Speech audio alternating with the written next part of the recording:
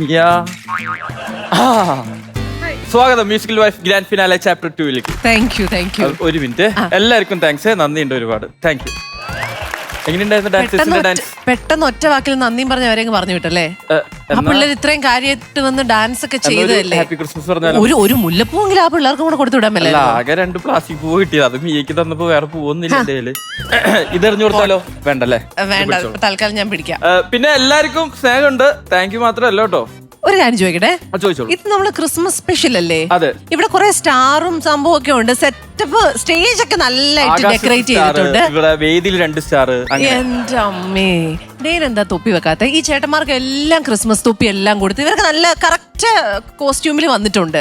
ഡെയിൻ എന്താ ഒന്നുകിൽ ക്രിസ്മസ് പാപ്പ അല്ലെങ്കിൽ അറ്റ്ലീസ്റ്റ് തൊപ്പിയെങ്കിലും ഒന്ന് വെക്കണ്ടേ? തെറ്റിദ്ധരിച്ചിരിക്കുവാണ്. ഞാൻ പൊതുവെ ഈ വേദിയിൽ വരുന്ന എല്ലാവരും സുന്ദരന്മാരും സുന്ദരിമാരായിട്ട് കാണണം എന്നാണ് എന്റെ ആഗ്രഹം.